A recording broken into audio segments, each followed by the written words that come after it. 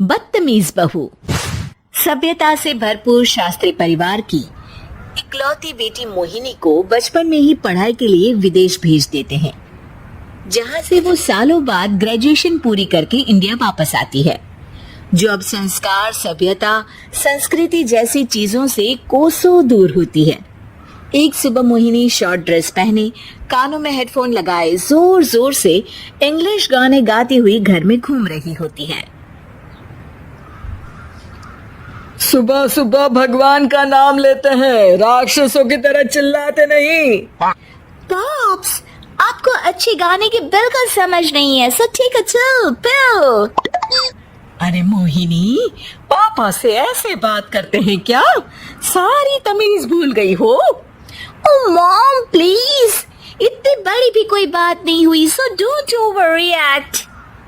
ऐसे ही दिन बीतते हैं जिसमें मोहिनी के तौर तरीके, रहने और बात करने का ढंग उसके मम्मी पापा को परेशान करने लगता है। भला कोई मानेगा कि ये मेरी बेटी है? रीति रिवाज और संस्कारों से तो इसका दूर दूर तक कोई नाता नहीं, और अब तो लगता भी नहीं कि कभी होगा। अरे ऐसे कैसे नहीं होगा? लड़कियां सारे नखरे अपने माँ बाप को ही दिखाती है। ससुराल जाकर उन्हें सब कुछ करना भी पड़ता है और मानना भी। पत्नी की बात शास्त्री जी समझ जाते हैं और कुछ ही दिनों में अपने से भी ज्यादा धार्मिक परिवार में निखिल के साथ मोहिनी का रिश्ता पक्का कर देते हैं। रिश्ता तो पक्का कर दिया, पर यहाँ मोहिनी को कैसे मनाएंगे? शादी ब्याह के मामले में आटे में नमक जितना झूठ तो चलता है जी। इसी तरह एक के बाद एक तिकड़म लगाते हुए दोनों मिलकर मोहिनी को शादी के लिए तैयार कर लेते हैं और मोहिनी निखिल की शादी हो जाती है, जिसके अगले दिन से ही मोहिनी दोबारा अपने पूरे अवतार में शॉर्ट ड्रेस पहनकर घर में घूमने लगती है। बहू को ऐसे देख सास की आंखें फटी की फटी रह जाती हैं। अरे ये क्या बेशर्मी है, हमारे घर की लड़कियां जींस तक नहीं पहनती और तुम बहू होकर इतने छोटे कपड़े पहनकर पूरे घर में घूम रही हो।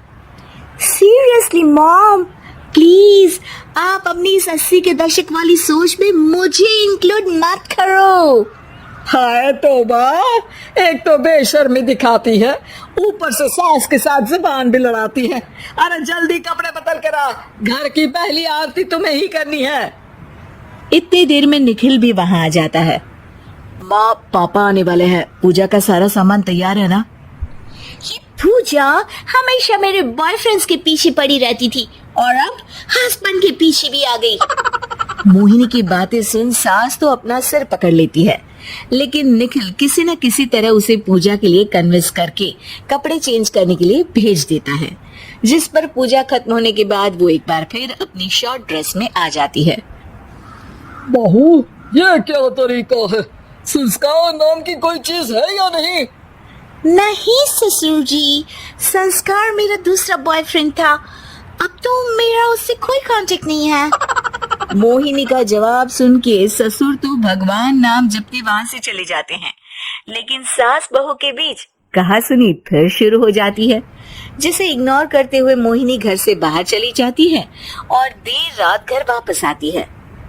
मोहिनी, मैं जानता हूँ कि तुम विदेश में रही हो और तुम्हें वहीं की आदत है, पर यहाँ चीजें कुछ अलग है। अगर तुम उस हिसाब से कुछ एडजस्ट कर लो तो सबके लिए सही हो जाएगा। I am not in a lecture mood. Good night. अगली सुबह मोहिनी देर से उठकर एक बार फिर उसी तरह सबके सामने आती है, जिस पर उसकी सास कुछ बोले उससे पहले ही मोहिनी की दोस्त मोनिका और रचल वहाँ आ जाती हैं। Oh hi darling, how are you? OMG, we missed you so much. I missed you too, darling. Ram Ram, इन्होंने तो तुमसे भी छोटे कपड़े पहने हैं। अरे तुम लोगों के अंदर कोई शर्म लिहाज बाकी भी है या सब बेच खाई? मोहिनी, तुम्हारी मेड कुछ ज्यादा नहीं बोलती? इस पर मोहिनी की दोस्त उसकी सास का मजाक बनाने लगती है, जिसे सुन निखिल उन्हें जवाब देते हुए कड़वे शब्द सुना देता है और वो सुन के वो दोनों तो मुंह बनाए वहां से चली जाती है, लेकिन गुस्से से लाल मोहिनी वहीं खड़ी निखिल को घूरती रहती है। घूर क्या रही हो? तुमसे शादी की ये सोचकर कि विदेश में पढ़ी लिखी हो, घर में कोई पॉजिटिव चेंज लाओगी, अपनी करियर के लिए एम्बिशियस होगी, पर अपने इस बिहेवियर से उस पढ़ाई के साथ साथ अपने मम्मी पापा के नाम को भी डुबो रही हो। अगर तुम्हें ऐसे ही हाल रखने हैं तो यहाँ रहने की कोई जरूरत नहीं है। निखिल की बातें सुनकर मोहिनी रोते हुए घर छोड़कर अपनी मम्मी पापा के पास वापस आ जाती है। ससुराल में सब कुछ ठीक तो है? वो अपने आप को समझते क्या है? मोहिनी पर चिल्ला रहे हैं? मैं क्यों उसके इशारों पर चलूं? मैं अपनी लाइफ अपने तरीके से जीना चाहती हूँ और वो ना आप लोगों को मंजूर था और ना ही उन्हें है।